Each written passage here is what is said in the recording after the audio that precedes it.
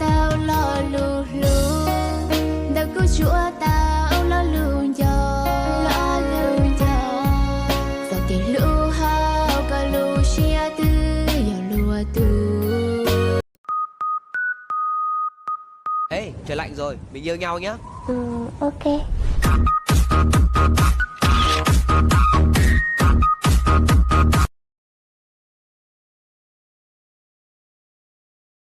Chia phê trâu cú tia ấy ngu tư yom bà có khu gì cũng lu gió ya ta lo rong tu có.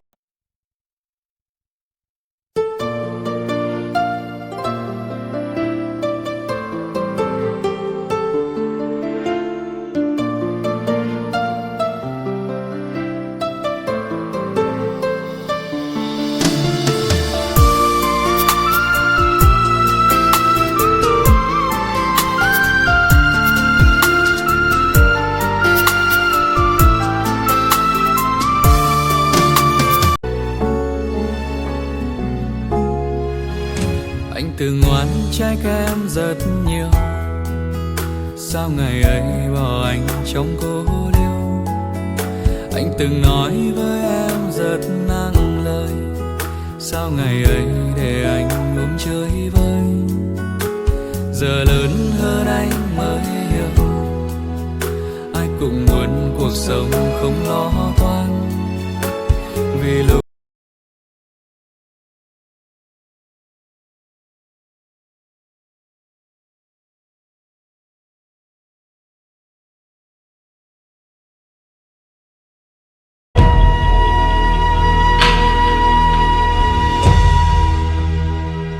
anh ước gì mình gặp được em sớm hơn, và người nắm tay em không phải là anh ta.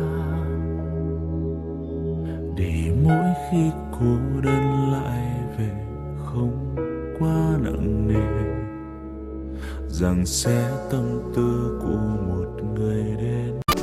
Mà sao hôm nay anh đành tâm nói lời chia tay, để cho em nước mắt sao cứ tuôn rơi.